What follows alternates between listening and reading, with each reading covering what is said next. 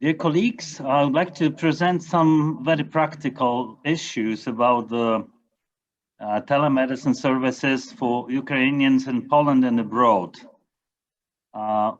We are experiencing the war in Ukraine, and we help as much as possible to the colleagues who are coming from Ukraine.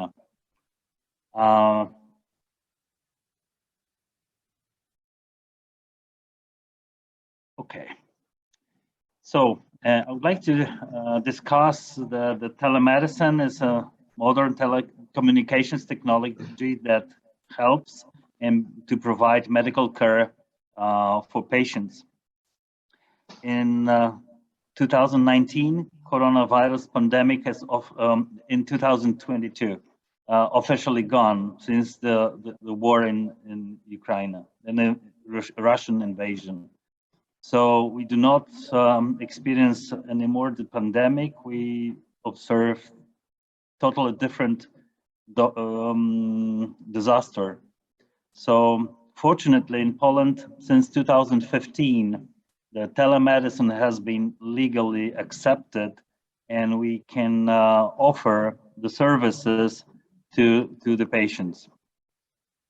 Telemedicine, it means the services served by the doctor to the patient with the feedback from the patient. In Poland, we offer the e-prescription, e-referrals, e-sick leave, and e-order for medical devices.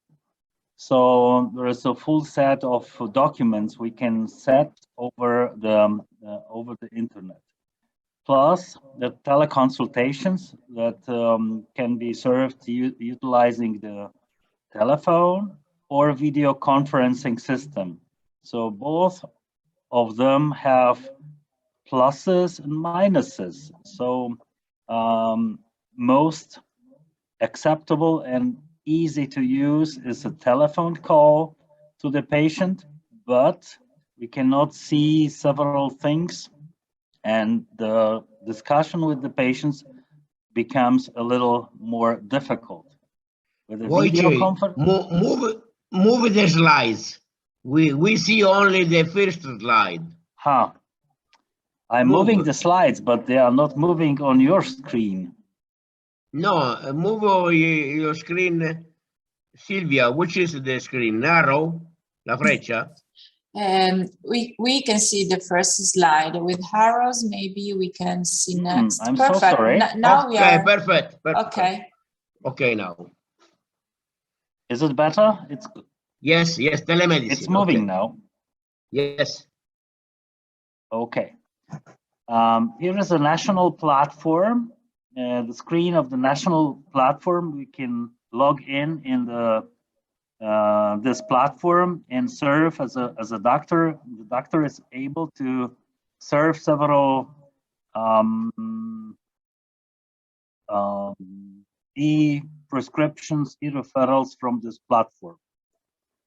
The most important issue is to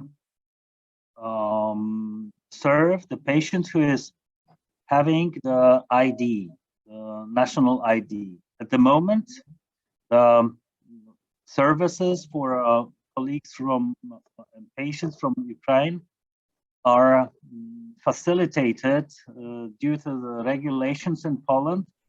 The people who are refugees from Ukraine receiving the ID, the temporary or permanent ID, to have the all possibilities using the medicine in Poland.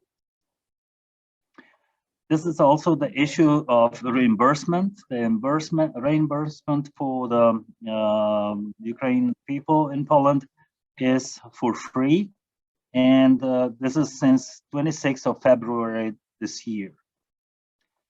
Also, the private healthcare providers offer free medical services, including the teleconsultations.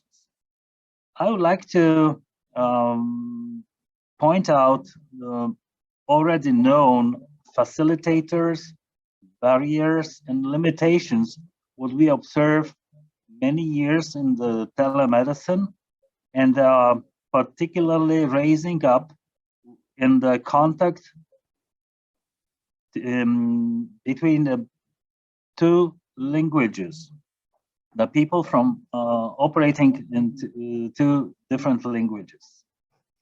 But let we come to the facilitators. The telemedicine is giving us some cost savings, reducing waiting time for medical services, reducing travel time. We can offer the services also cross-border, and it's easy to use mostly. Of course, for some elderly who are not familiar with the internet, it might be a little problem. However, the normal telephone call is received by anyone. So familiarity with a more advanced system is necessary. For people who are picking the telephone, it's easy. Of course, the patient and the doctor must trust in technology. For elderly or younger generation, some involvement of family is required. For younger patients, particularly children, the parents should be present accordingly to the law. For elderly, there is a different problem, like a communication and understanding or discussion with the physician over the internet or over the phone. So the ages are giving the differences. Some telemedicine services require patients training. For example, the telerehabilitation already mentioned by the colleague usually requires some patients training. The training should be offered to clinicians as well to the patients. And the clinician is the person who needs some skills. For example, the physician should know how to perform the telemedicine examination on remote. It's totally different story than the face-to-face examination. The patient's familiarity with the staff and past experience, of course, plays a role here. The convenience, the motivation, and engagement, providing support, also emotional, technical, and organizational. Some enabling the body language is possible only when we see the patient. That video conferencing has the advantage here, but the telephone call is a little minor. The internet speed plays a role for a proper communication, and in some cases with a very low internet speed, asynchronous teleconsultation might be sufficient. Of course, it is not the same. Internet or phone availability and the connection. If there is a lack of connection, the telemedicine will not work. So if the transmitter on the ground is destroyed by the military engagement, so that might make the difficulties in the communication. The insurance coverage is usually giving the advantage for the patient who is seeking for a telemedicine help. The security is required to provide the proper and accurate telecommunication with the patient. The privacy should be provided by the physician. And on the patient side, patient may ask someone to assist, for example, older patient, but the privacy has to be set. The system approach to improving patient compliance. This is another issue that facilitates the telecommunication and telemedicine, because it is allowing us to knock to the internet and the screen of the patient anytime the patient needs. So the systems that are developed with experts and patients as well work usually better. There are several barriers, and we have legal, awareness related, financial, and ICT technology barriers. Barriers are slow internet speeds, as mentioned already, poor audio quality, poor video quality, internet access issues, poor signal coverage, wireless, it means all those are technical. Wireless issue or poor signal. Another is from the patient's view, it's hard to express emotion, particularly over the phone. But many things are possible.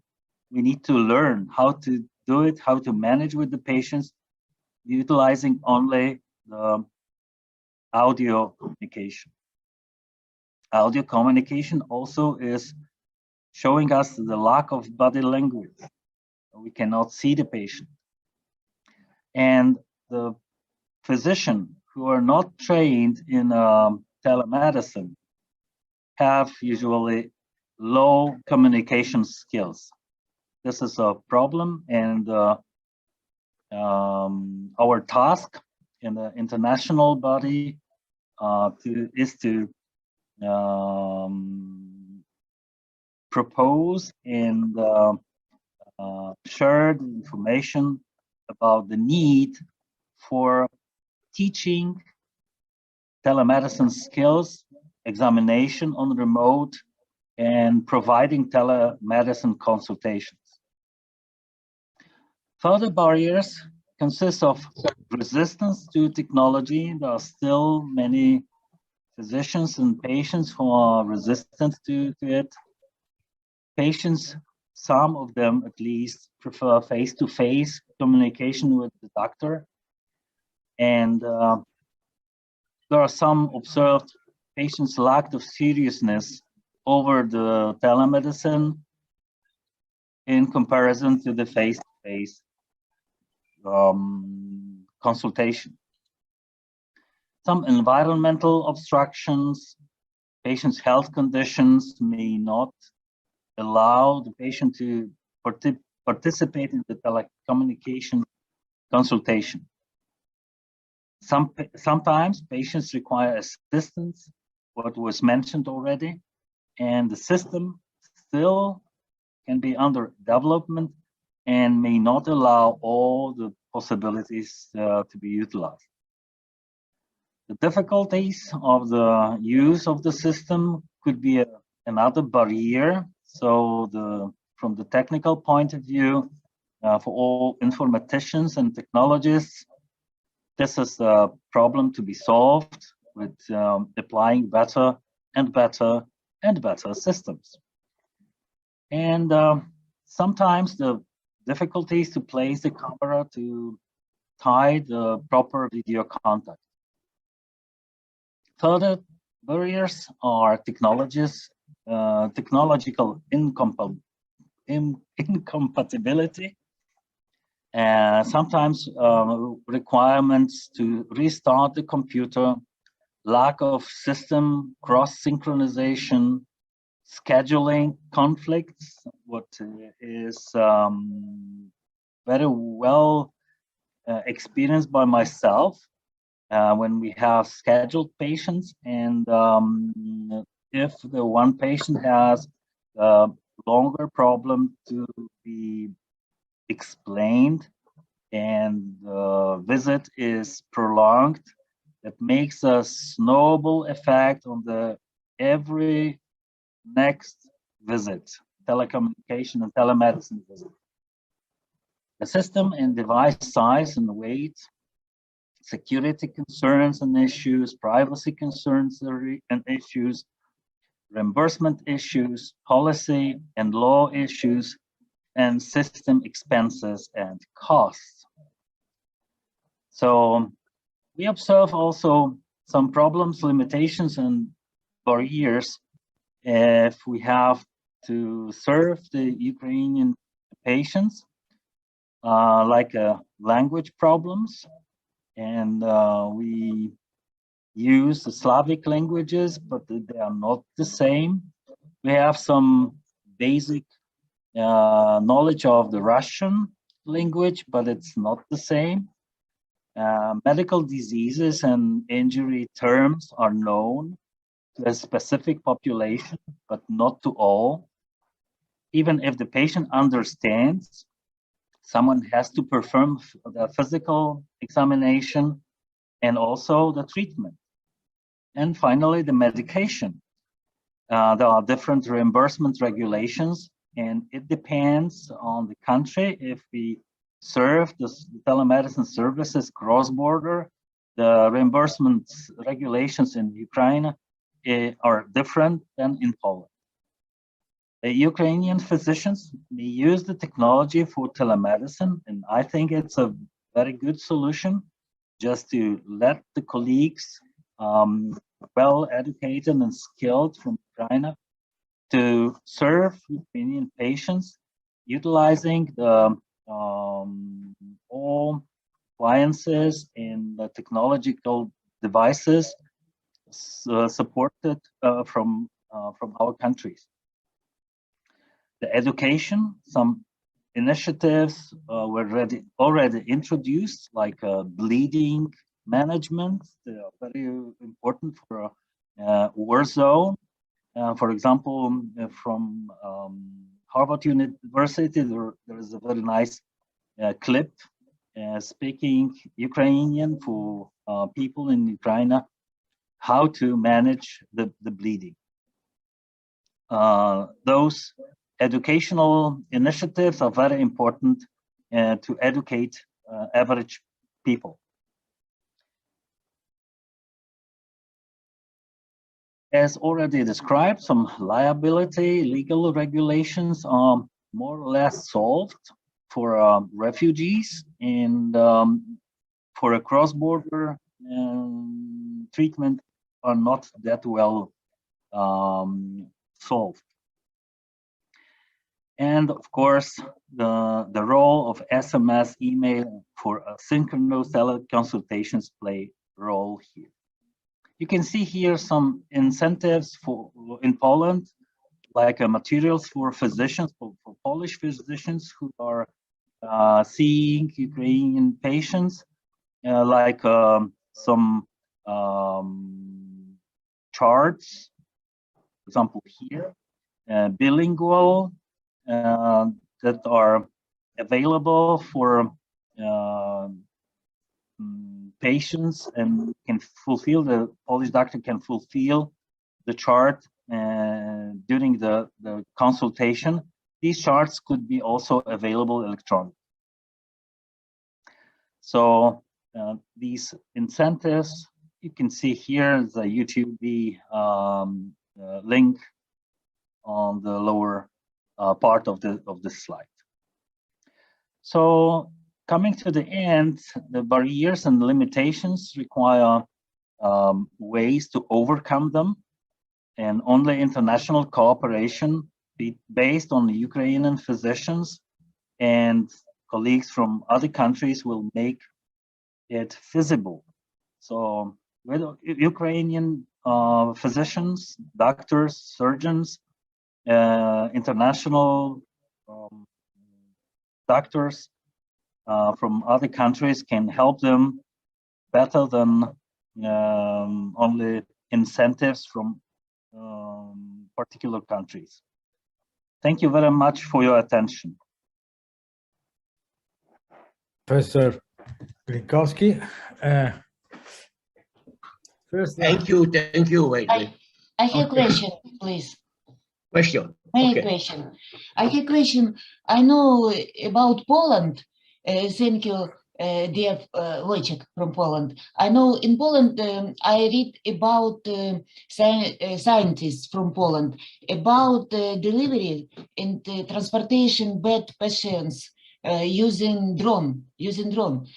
Maybe in Katowice, in Transportation University, this is a very good approach for big problems, because in other countries, in foreign countries, from Germany, China, I read this is a drones application of drones for delivery medical products, organ products. But in Poland, I know first experience transportation of men, transportation of patients. You know about Poland scientists and achievement of Poland science.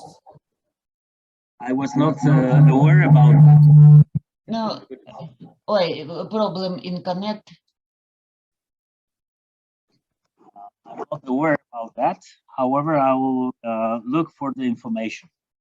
No, this is interesting information. And another question about the language. This is a big problem for us because we teach on English for pilot, for air traffic controller, but this is a phraseology, this is a special term. But in communication, free communication, this is a problem.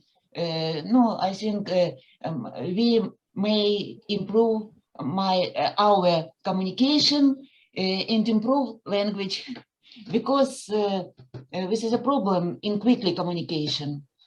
Thank you. Thank you for your remarks. Okay. Okay. The problem of communication language is very important. we can move to Professor Leonid Godlevsky. Leonid. Yeah, thank you. From the thank you very much. Yeah. So please, if you want to do a question, or you will start with your speech, as you want, please. Okay, thank you. First of all, I would like to express my gratitude to Professor Francesca Sicurella, his colleagues, who made a lot of efforts, performed a lot of job to organize such meeting and organize it in time, not past, not so early, but in time where it was of need, first line need. And all colleagues whom I heard here, representatives of clinical hospitals, contributed a lot for preparing the hospitals in emergency care for those who are coming from Ukraine, as we have heard. Italian hospitals, Czech hospitals, Poland hospitals.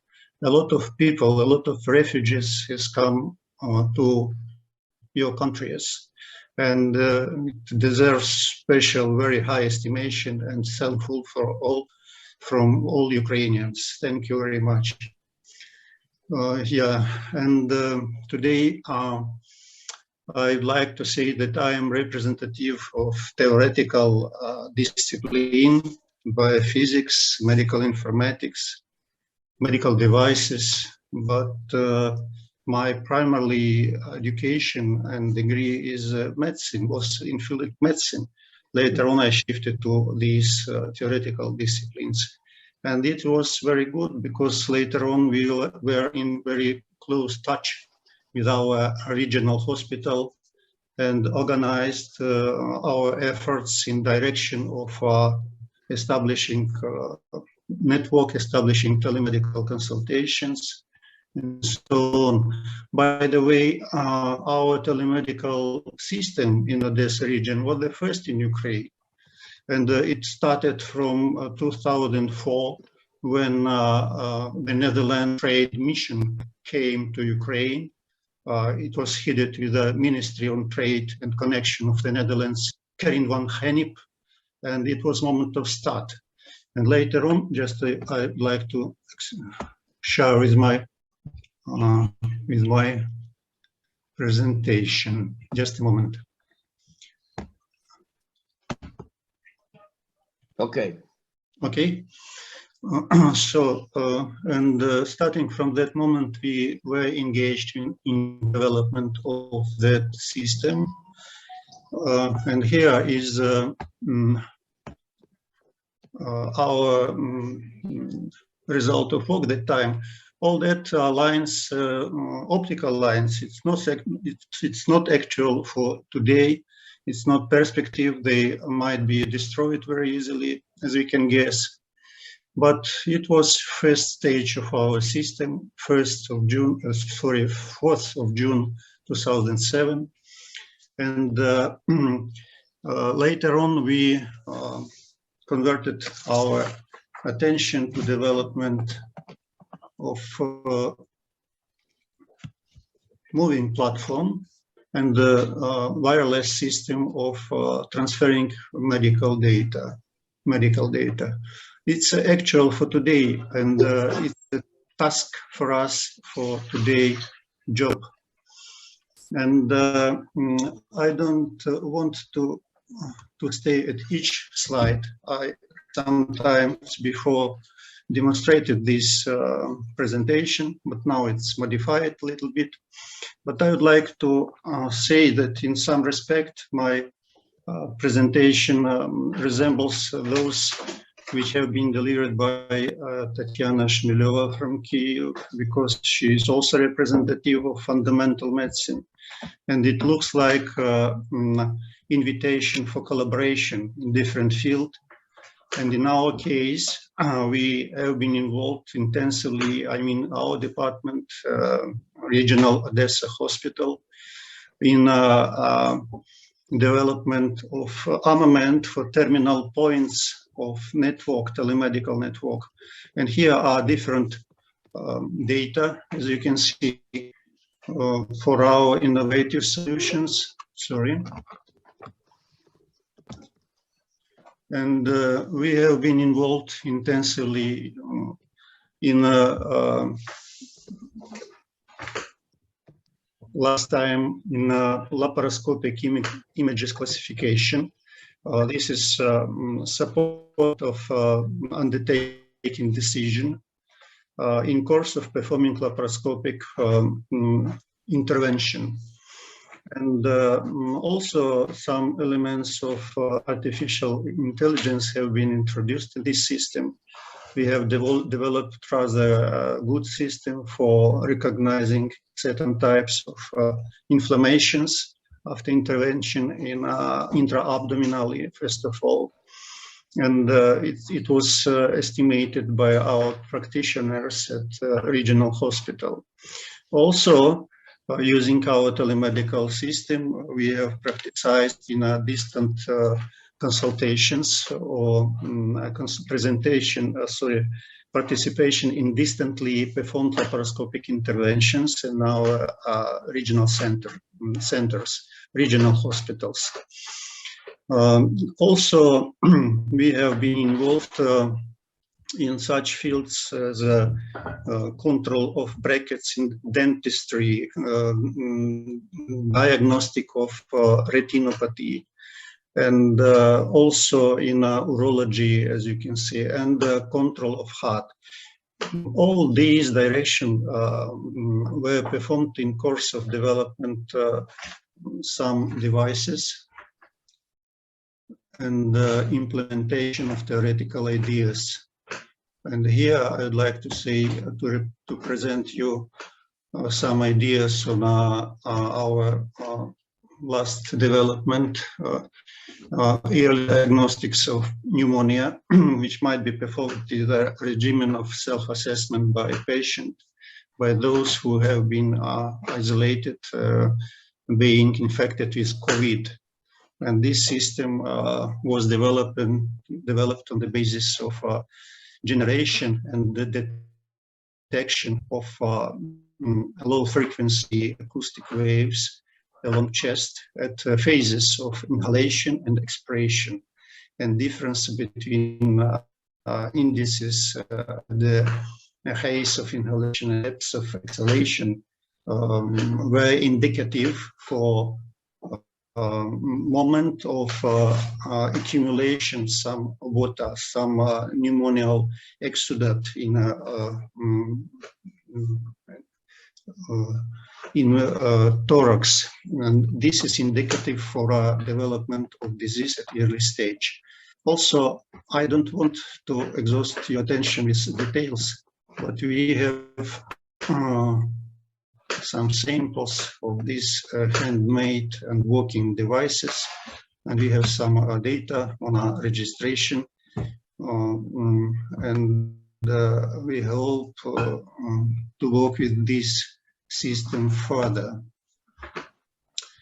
And also, as I have said, we have been experienced in performing some job work aimed for distinguishing of phonocardio signals, which might be detected with mobile phones. Here on the right angle of this picture, you can see some results of registrations, and also export to LabVIEW results of such registration with consequent automatic analysis. This picture, it's very interesting because now I hope to develop this system, but distant control of color of surface of teeth and distant control of effectiveness of brackets in the course of orthodontic treatment. And this is also a very big problem to perform good distant measurements and precise measurements. And I can say and can declare that we resolved this problem very successfully, even more. I'd like to say, and I'm proud of it, that just only pressing one knob on phone, later on we can convert this picture into 3D image. And also here you can see detection of retinopathy at early stage. Also performed on an original idea that in course of early stage of retinopathy, there are some oxygen radicals which are accumulated in zone of the pathology, and those oxygenation alleviate level of pigment, and we have discovered that in a green and blue, such reduction is more pronounced than in red part of spectrum, and it might be diagnostic for early stage of retinopathy precipitation. And this approach is much more promising than calculating micro aneurysms of vessels, as it's usually done. And also here some method also based on investigation of color for uroflowmetry. This type of uroflowmetry was compared with very well-known types of uroflowmetry, not based on on a sonar uroflowmetry registration of sounds in the course of urination. And our method is rather good and coincides with this one. Some deviations are estimated like 10%, not more. Also, I would like to say that from previous lectures, I have heard very big interest in increasing student mobiles and developed educational process and rise it to on the other stage, higher stage. This is of great interest for our university. It might be of first line in interest for today, especially because we lack of good educational material. We lack of direct interaction with tutors, with the patients, by the way. and it's a very good and very in-time proposal, which should be discussed. And from our side, we do intend to continue this line, especially with neurologists. I know for sure that we have very good specialists, and Paolo Milla. I would like to ask Francesca Sicurella, please send me data and so on, and we investigate all possibilities. Yes, this is, Leonid, this is very important for rehabilitation of people with this is solo uro. I give you the address of Paolo Milla. Yes. And also, I would like to add the last notion that, okay, we have now war in Ukraine, intolerable situation. And we are saying about helping in course of war period. But I'm impressed also with a very big destroying made by invasion to Ukraine. And we'll meet situation when after our win, after war, we should be engaged in a reconstruction of all our system, including education, including telemedicine. This is very specific topic, and now we should start to move to create basis for resolving also this perspective, but very difficult number of problems. Thank you for attention. Thank you very much. Thank you very much indeed, Professor Godlevsky. During this morning, a lot of contacts are arising, and this is our goal for today, just to finish these days, not only for the felicity to stay with you and to see you and your colleagues, but also to create something concrete, some very real initiative that we can hope that could be useful for your countries. And telemedicine now is experimented new fields after the COVID emergency. It was the same in Italy. We learned a lot of lessons from the COVID experience, and this lead the telemedicine from a small group of experts to a national platform. And so we can share all of our experience together. If your field is very specific, but the same for your doctors. And so we hope that we can obtain some real results at the end of these days. This is our goal. Okay, so thank you again. Are there the 4 Italian colleagues now? Stefano Mazzoleni is there. Thank you so much for inviting me to this international webinar. I would like to share with you in a few minutes, very few minutes, some slides. Okay, I hope you can see the slides. Yes. Oh, great. I would like, starting from the collaboration, the scientific technological research collaboration for gait rehab using robotic device in spinal cord injury patient. This is a collaboration between spinal cord injury unit at the University Hospital in Pisa and the Biorobotic Institute of Scuola Superiore Sant'Anna, which is my former academic institution. So, as many of you knows, manual therapy is fatiguing and uncomfortable for physiotherapists, but also there is a limited time for patient, and this is not a really good procedure for delivering a physiological pattern. So this is a drawback for the patient. In the latest in the recent 2 decades, let's say starting from 2000, some interesting robotic device for gait rehab have been delivered and validated. Here you can see some of the most diffused systems in hospitals.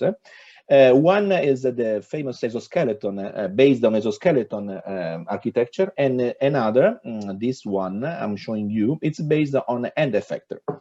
I would like to mention that we usually refer to adults, but we have to focus also on the pediatric age. You see in this video, This is a pediatric version of the same type of robot I have shown here.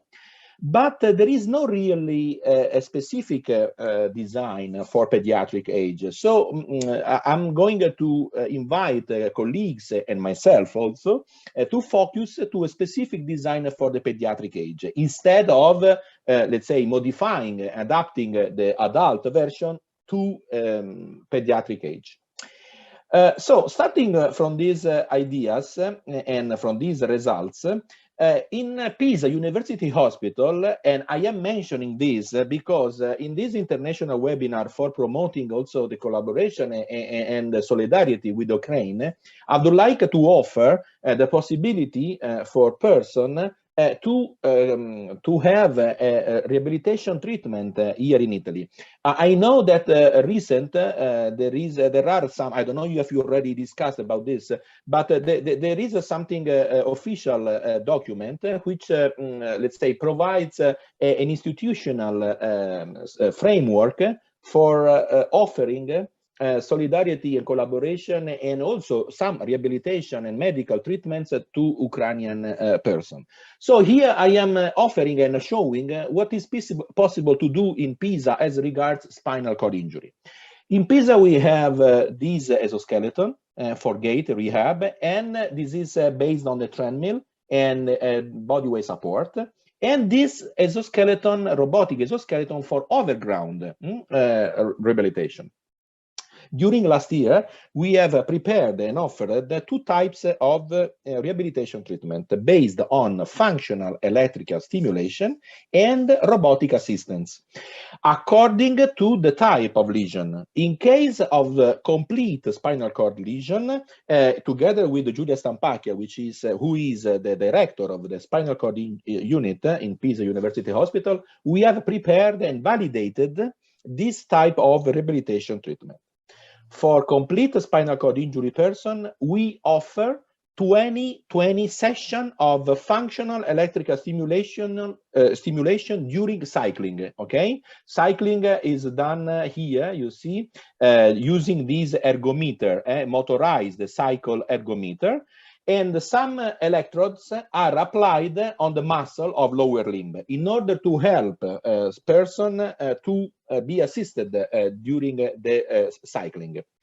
After these 20 sessions of functional electrical stimulation, there are 20 sessions of overground exoskeleton. So it's a combined, it's an integrated rehabilitation treatment based on two technologies, robotics and functional electrical stimulation. As regards the incomplete spinal cord injury person, the technology are the same, the order is reversed. We start with the 20 sessions of Locomat, this is an exoskeleton type, followed by 20 sessions of peroneal functional electrical stimulation during gait. Okay, so these are two treatments offered to spinal cord injury person. And here you can see the very first session with the person who was on the wheelchair. He never walked after the accident. So it's the first time he walked again, thanks to the support of the physiotherapist, who is, for safety reason, always behind in order to prevent falls. And the exoskeleton, you can see, let him to walk again.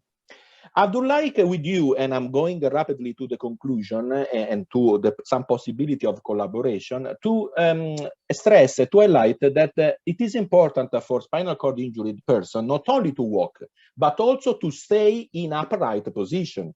Because, you know, from a clinical point of view, upright position, it is good for cardiorespiratory recovery, for bladder, and for bowel functioning, and so on. Okay, now showing another video, another patient now outside the hospital. So here we are outside, you see the garden, you see the trees. So always under the strict supervision of a physiotherapist, this person with the complete spinal cord lesion is able to walk again. So I think this is a very good opportunity for all the spinal cord injury person in Italy, and hopefully to Ukrainian person and friends, to have the possibility to take these innovative rehabilitation services. I'm showing you that this person, again, another person with a spinal cord injury, opened a marathon in Pisa some years ago. And it was good because everyone can see that the person can re-walk again and also make some sport events like this. I'm going to share with you what I said. It is demonstrated by a scientific publication like this on spinal cord, where we have demonstrated the benefits of using robots and functional electrical stimulation for incomplete and complete person. I'm going to the end to show you that the trend, as a researcher, we have to select, according to the severity of the patient, the most appropriate robotic device. You see here in this beautiful figure offered by Professor Morone, a colleague, a neurologist. We work together as an Italian community of bioengineers, a neurologist, a therapist. Here you see that on the in this axis, you see the severity of gait starting from 0 to 5, okay? So according to the progression of the disease, the progression of the impairment, we should select the most appropriate device. And this is the idea for the future. And I had the honor and the opportunity to work for 3 years inside this National Consensus Conference on rehabilitation assisted by robots, okay? It was a very huge national effort. We started as I said, in 2018. I was and I am currently in the promoting committee together with the neurologist. I am a member of the Italian Society for Neurological Rehabilitation, and this is the flow chart of the work carried out during last 3 years.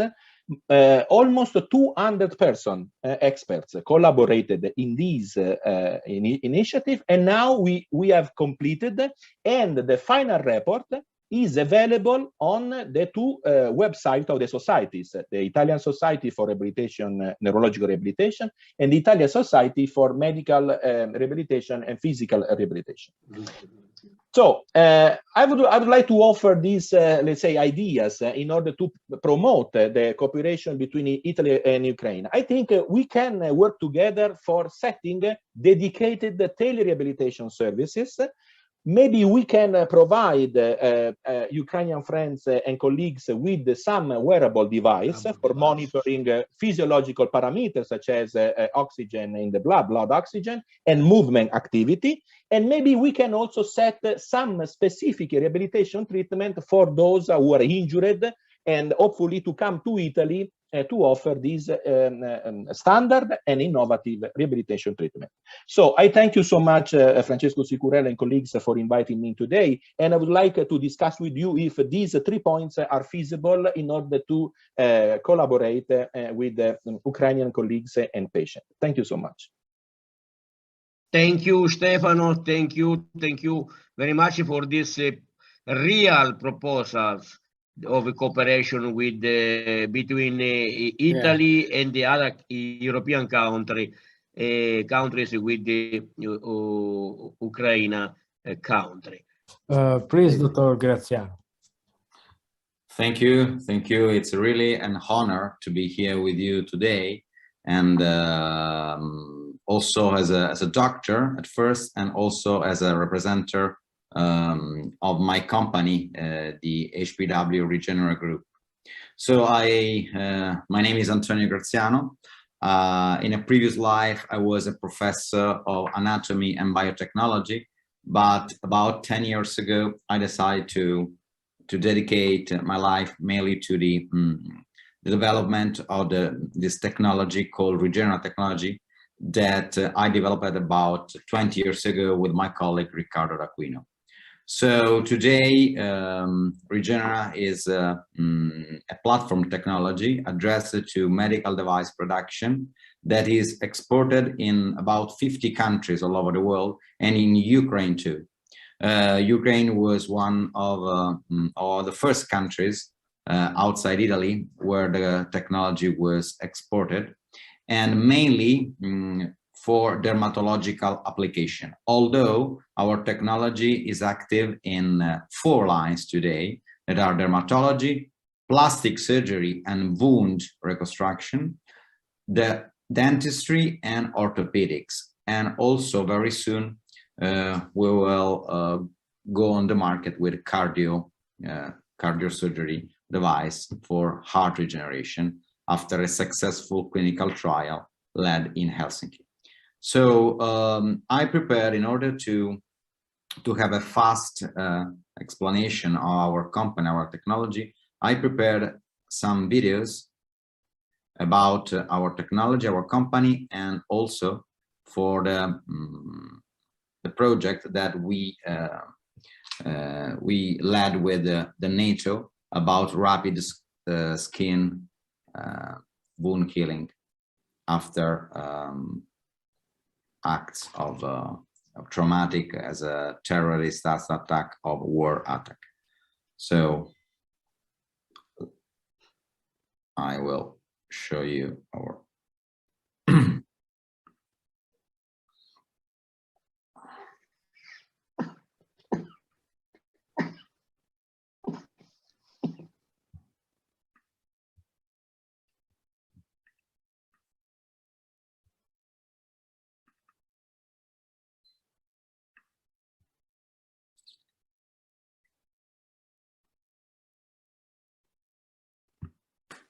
okay. Can you see my video? Can you see my video? Sorry. Yeah. Okay, thank you.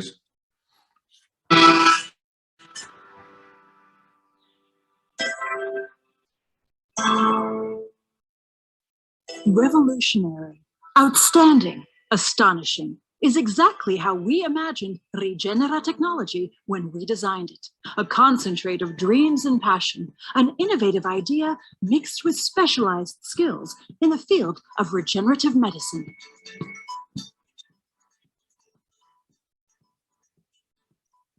Rigenera technology is a platform technology addressed to the creation of medical device, disposable medical device, addressed to the disaggregation of human tissue in a powder that we call micrograft. Every single micrograft is a particle of tissue that is about 80 microns. Inside each micrograft, we have cell, we have matrix, we have protein. So we have all the components of the tissue engineering triangle that we can immediately apply in the same surgery to regenerate the human tissue.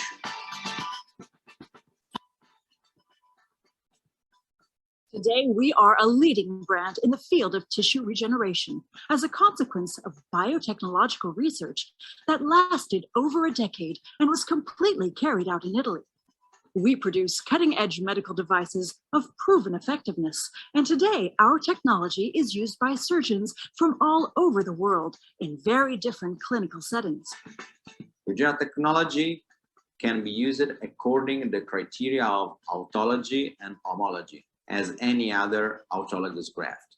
At the same time, Rigenera technology is a surgical technology that is so easy to be used, but at the same time so powerful, and that can be applied in several fields of the medicine. Our mission is improving patient care thanks to micrografting technology, as we believe in a bright future also for those who are facing health issues.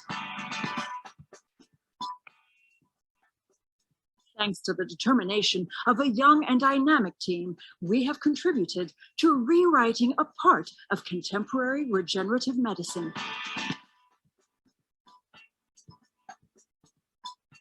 The device has been successfully used in several fields of medicine: dermatology and aesthetics, wound care and plastic surgery, orthopedics and rehabilitation, oral surgery and dentistry, to regenerate different types of tissue.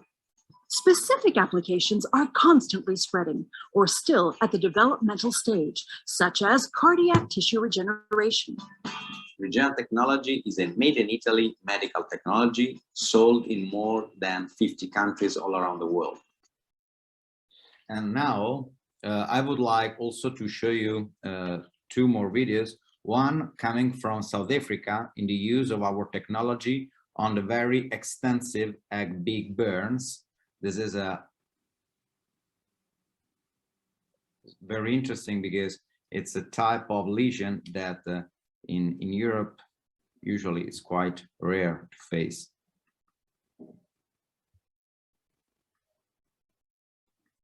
It's estimated that in KwaZulu-Natal, around 7,000 people suffer life-threatening burn injuries every year, but state healthcare can only treat a few hundred victims. Now, a new procedure can treat more patients in a short period of time. We're at the Nkosi Albert Luthuli Hospital, where we're watching a fascinating process which helps to heal the patient in half the time of traditional methods. This is the brainchild of Dr. Alessandro Andrioni, who has developed what could be described as a world first, a spray on skin with the patient's own skin cells. This method has won a provincial award for the most inventive new medical technique. We spray this epithelial cell, okay, mixed with plasma, okay, over the wounds, and then we expose 5 days later. And 5 days later, we got these amazing results. What are those results? The graft not only took 100%, also it started to close. At the beginning, we were very surprised, okay? We were not really thinking about to have this sort of result straight away. And this is Alessandro Andrione, who is an Italian doctor working in South Africa. He's a burn doctor. And he also, using our Rigenera micrografting technology, he developed this technique to spray the autologous skin micrograph directly on the burn in order to cover huge surface that it was impossible to cover before with autologous graft. And last video is about our project with the NATO for rapid wound healing, and is our closing. What if you had the superpower to heal your wounds in a fraction of the time it usually takes? That's the latest technology we're looking at in NATO science.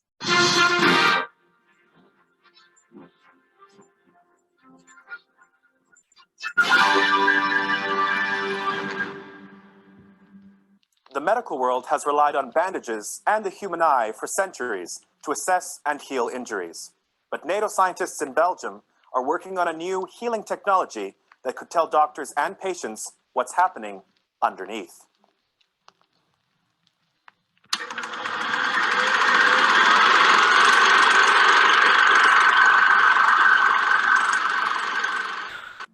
A wound speaks to you. It tells you whether it's healing well or whether it's losing the fight against infection through indicators like temperature, pH level, and chemical signals.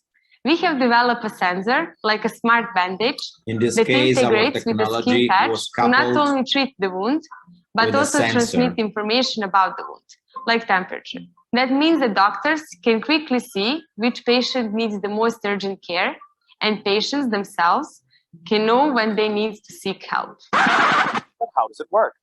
Here is the science.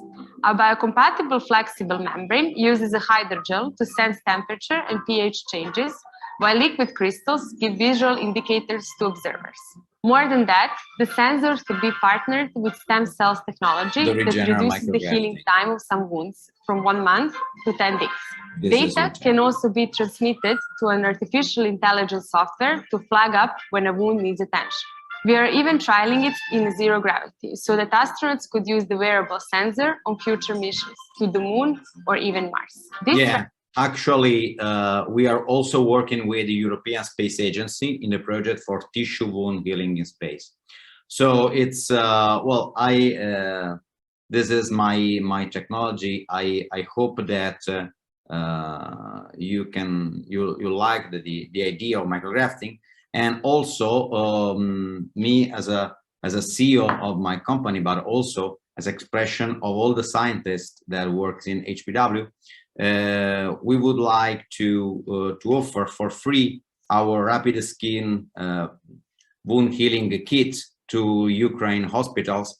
So in this moment, so it's if all the colleagues from Ukraine they need our kit, we will be happy and honored to send them for free our kits. So it's please save my contacts, and if you need, we can ship to you all our kit for rapid skin, rapid wound healing.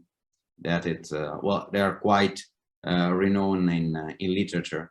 So you can also check on PubMed all the papers and publication coming from Japan, Brazil, all over the world, witnessing the efficacy in very traumatic events of our kits. So please just write us, and we will send you all our stock. Thank you very much. Very generous and very impressive results. Thank you. Very interesting. I think in emergency, this is very important, the disaster war. Thank you very much, Dr. Antonio Graziano. You have the same name, surname of my uncle, Antonio Graziano, the brother of my mother. my uncle is the same name, the same surname. Well, it's a very common name and common surname in Italy. A common surname, yes. My mother Graziano. I think it involve you in these two hospitals. For us, they will be Odesa hospital will be the hub for Ukraine, and I think Tatiana is possible to find another hospital in Kiev, of course, in order to use this technology of Graziano for emergency. It's already after burned and the other regeneration of skin and so on. Yeah, also because it's already Antonio. registered in Ukraine. We already own the Ukraine registration, so it is not even an emergency use. They can use today, tomorrow, because it was already used in Ukraine. Although in dermatology line, it's a little bit different line. The kits are smaller and are used for skin rejuvenation, hair restoration, for dermatology. But so in Ukraine, colleagues were not using before the kits for rapid skin wound healing. But it's just another code. It's like to have the iPhone 7 and the iPhone 10. This is the iPhone 10. So it's already registered for the Ukraine Ministry of Health. It's okay. Okay. If you need it, we will send you. Question?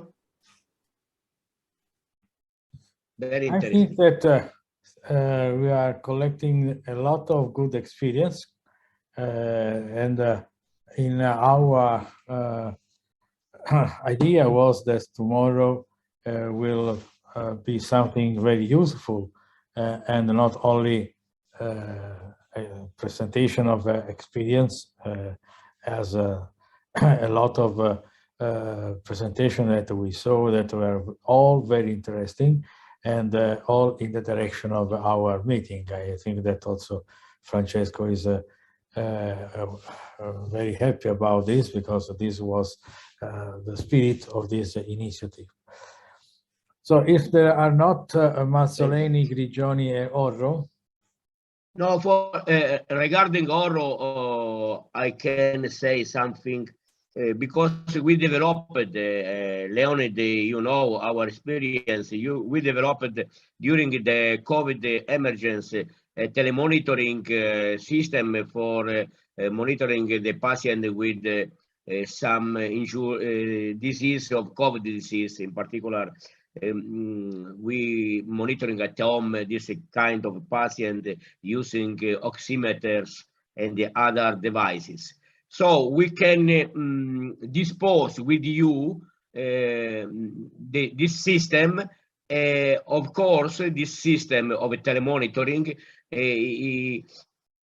using not for COVID, but for the disease due to the war. Diabetic disease, I don't know, pulmonary disease, movement disease. We can develop or use, and personalize this system for supporting with the telemedicine system in your country. We have this technology developed from Dr. Orro.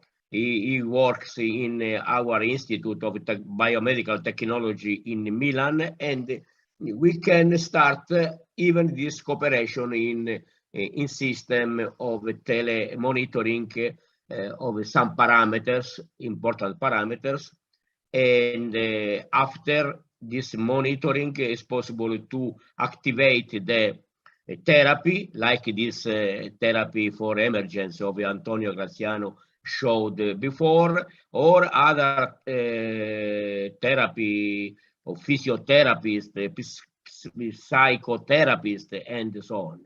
We are ready to improve this cooperation, in particular with your hospital in Odesa, because this hospital is very, very important to stop the war, I think, because Odesa is a very important city, and Odesa have some experience of cooperation with Italy. Italy and Odesa